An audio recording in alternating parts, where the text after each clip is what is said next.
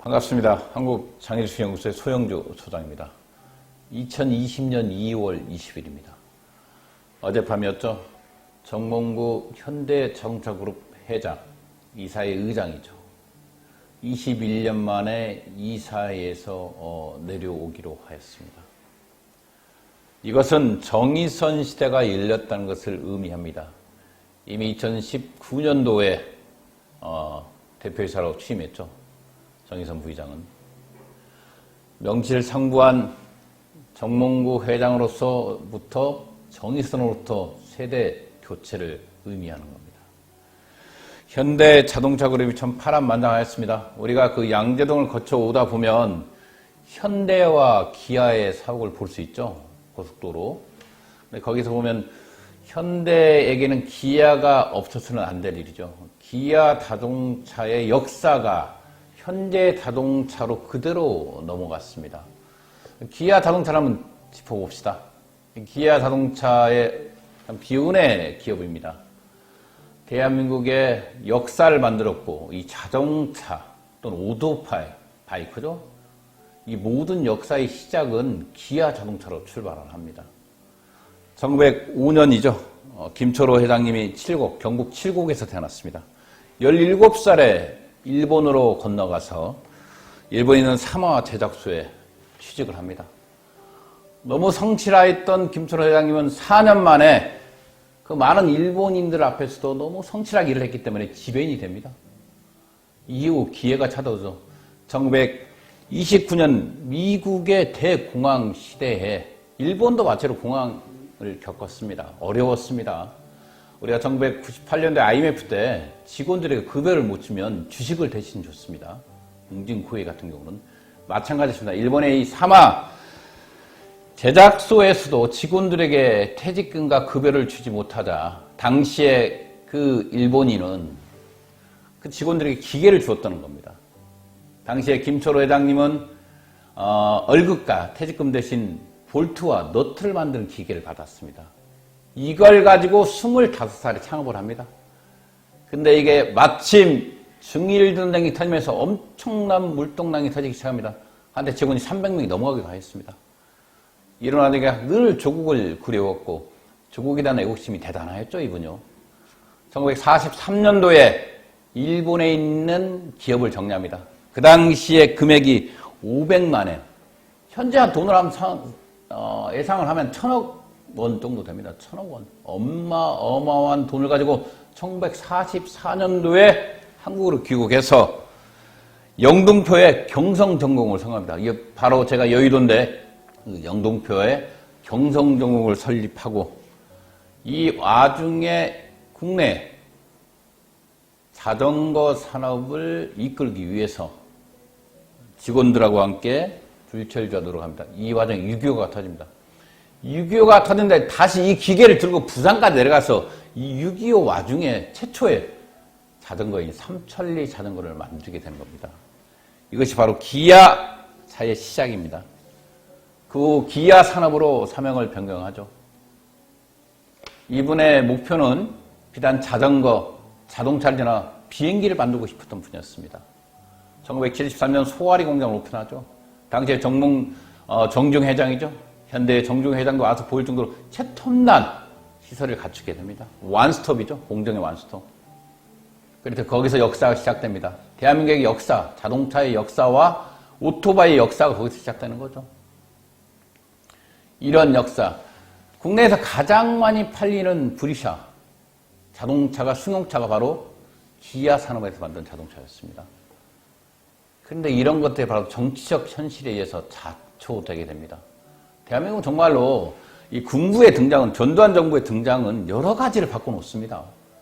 기업을, 산업을 재편한답시고 정말로 말도 안 되는 일들을 벌이게 됩니다.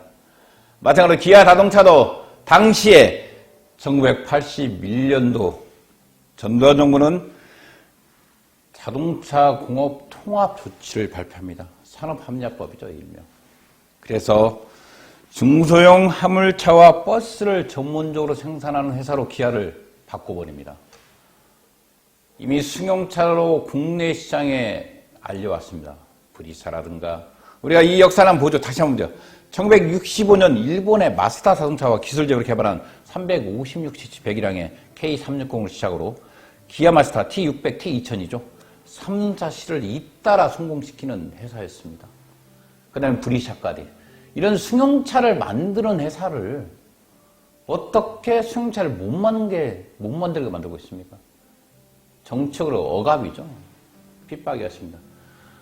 이룬 아종의 당시에 김철 회장의 아들이었던 우리가 알고 있는 김상문 기아산업 회장이죠. 이 회장님은 자기가 가지고 있는 지분 25%를 종업원 복리수행을 해서 종합원 지주조합에 기부를 합니다. 이것이 기아의 불행의 씨앗이 될 줄 누가 알았겠습니까?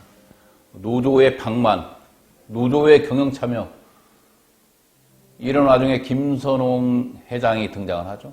과연 이 사람이 신화적 사람인지는 모르겠습니다. 봉구 신화를 만들었다고 하는데 이런 역사적 앞단의 역사가 있었기 때문에 봉구 신화가 탄생한 것이 김선홍 때문에 탄생한 건 아닌 것 같습니다. 근데 이런 노조의 방만, 김선홍 회장의 독단적인 경영 스타일은 기아가 1998년 지금의 현대 자동차 그룹 정몽구 회장에게 단돈 얼마에 팔렸을 것 같습니까? 1조 2천억에 팔렸습니다. 지금 현대 자동차 그룹의 근간이 되고 있고 현대 자동차 그룹을 극근히 이끌고 있는 기아 자동차죠. 정의선 부회장 바로 이 기아로 출발을 합니다. 그래서 현대 자동차 그룹 내에서 기아 자동차의 역사는 지울래야 지울 수가 없습니다. 기아가 갖고 있는 이런 모든 기술력과 역사가 현대 자동차 그룹에 있습니다. 이 현대 자동차 그룹을 전 세계 5위 자동차 그룹 만든 정몽규 회장이 퇴장을 하였습니다. 이제 그 정의선 부회장이 이 현대 자동차 그룹을 이끌게 되었습니다. 과연 그러면 현대 정의선 부회장은 어떻게 부를 이뤘을 것 같습니까? 오늘의 주제는 이겁니다. 바로 정의선 부회장은 어떻게 돈을 벌었을까요? 비상장 주식, 장외 주식으로 돈을 모았습니다. 우리가 기본적으로 현대 자동차 그룹에서 후계 구대에서 정의선 부회장이 최초에 어떻게 출발했을 것 같습니까? 내가 이걸 2003년도에도 방송을 했습니다. 이 얘기를 했지만 정의선 부회장의 출발점은 지배구조를 가만히 이렇게 살펴보시면 있잖아요. 지금 한 20년 전으로 올라갑니다. 20년 전에 2001년도에 있잖아요. 정의선 부회장이 기아 계열사였습니다.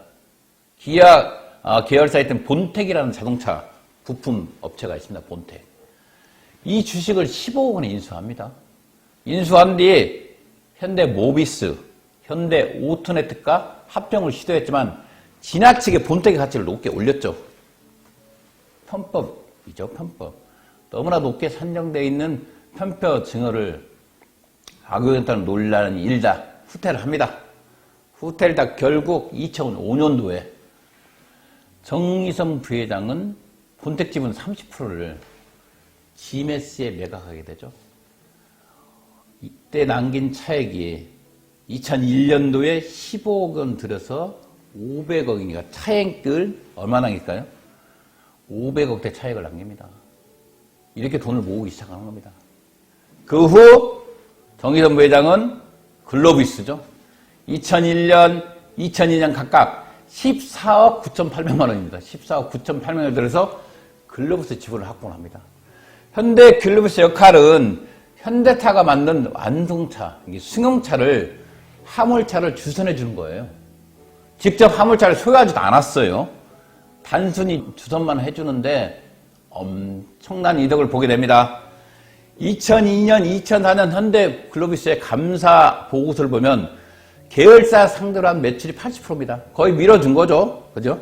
2005년 10월에 상장됐습니다. 현재 시가총액은 조 단위로 했죠. 6조, 7조, 8조. 조 단위로 켜놨습니다.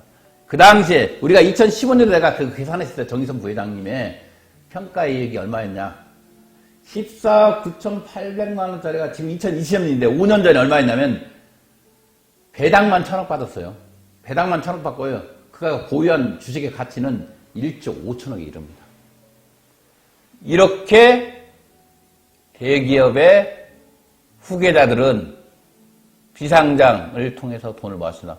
본택을 통해서 한 500억의 시세 차익을 먹었고 현대 글로벌스는 조 단위로 이익을 보았습니다.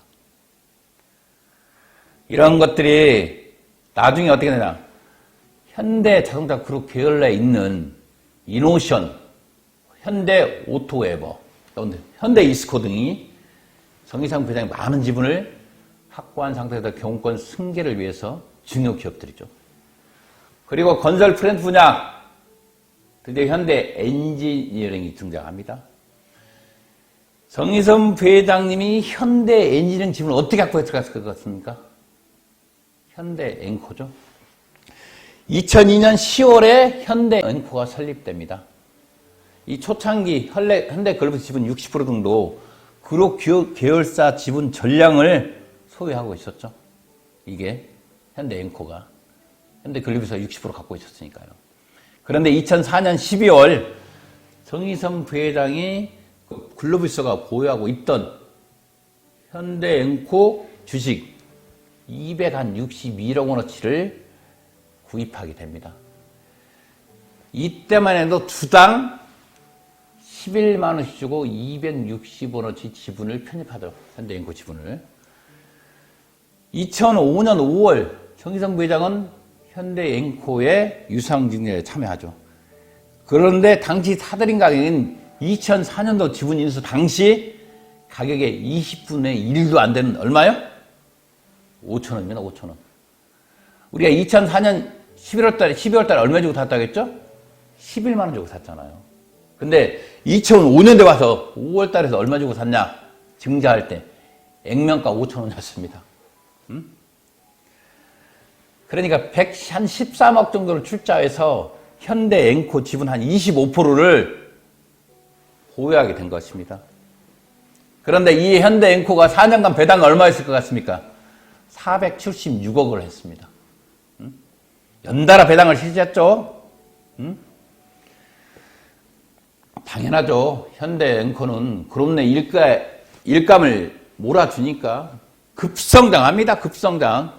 이게 보면 2012년 계열사 매출 비중이 60%에 달했고요. 2010년 매출액이 현대 앵코가 2조 8,742억 원입니다. 정의선 부회장의 지분 가치가 375억 원이 출발했는데 2천억대로 늘어납니다. 바로 늘어납니다. 무섭습니다. 무섭습니다. 그리고 이 그룹 계열사 현대 엔지니어링하고 현대 앵코가 합병을 합니다. 드디어 완성을 하는 거죠. 이후 현대 엔지니어링은 어떻게 됩니까? 현대 자동차 그룹의 전폭적인 지원에 의해서 현재 해외 수출도 1위까지 달성하고 있습니다. 건설 분야 현대건설 있지 않습니까? 그러나 현대 자동차 그룹 내에서 어떤 수주를 따면 이게 7대3 비율입니다. 현대 엔지니어링 7, 현대 건설 3입니다. 힘의 균형축이 어디로 갔습니까? 현대 엔진으로 넘어갔다는 거죠, 이렇게. 왜? 정의선 부회장이 지금 현재 비상장에 갖고 있는 가장 많은 지분을 갖고 있어요. 11.7%요. 이 전시는 본택부터 출발하죠. 본택, 글로비스, 그 다음에 현대 앵코, 그 다음에 현대 엔지니어링까지 내려옵니다. 부의 축적이죠. 부의 축적이 어떻게 들어가는가. 그죠? 합병 뒤 현대 앵코하고 현대 엔지니어링이 합병됐죠. 합병 뒤에 배당 계속 늘죠. 엄청나게 했어요. 또 실적 엄청나게 부풀려지고 있죠. 실제로 일들이 몰려들고 있습니다. 우리 무역센터 누가 가장 많이 공사를 할 것 같습니까? 현대 엔지니어링입니다. 2020년 2월 20일 정의선 부의장이 오늘 3월 19일 날 있을 이사회에서 의장으로 가겠죠? 아버님이 물러났는데 그랬을 때 이 현대 엔지니어링의 운명은 어떻게 되겠습니까? 여러분들 한번 상상해 보십시오. 어떻게 될 것 같습니까? 현대 엔지니어링은 지금 비상장에 있습니다. 내 현대 엔지니어링의 급격한 변화가 올 것이고 향후 내년 초죠. 제가 예상을 했죠. 작년에 방송했을 때 상장할 거라고 저는 보고 있습니다. 예측을 합니다. 우리가 현대 엔지니어링 할 때 삼성 S대에서 비교를 합니다. 이건희 회장이 쓰러지자마자 바로 이재용 삼성 회장은 삼성 SS와 삼성 에버그린을 어떤 방법으로든 상장을 시켰습니다. 그들에게도 상속세는 큰 금액입니다. 그러면 정의선 부회장은 어떤 식으로든지 본인의 상속세라든가 후계 그룹을 완성하기 위해서 현대자동차, 기아자동차 내에 있는 현대모비스 지분을 인수를 해야 됩니다. 그러기 위해서는 돈을 만들어야겠죠? 무엇으로 만들 것 같습니까? 정의선 부회장이 갖고 있는 비상장 주식회사 장애주식 현대 엔지니어링이 그 금고 역할을 할 것 같습니까? 금고, 상고직의 역할을 할 것 같습니다. 제가 봤을 때는요. 제 개인적이고 주관적인 생각입니다, 여러분. 여러분들의 생각도 한번 감미해 보십시오. 2020년 2월 20일 한국장애주식연구소의 소영주 소장이었습니다. 감사합니다.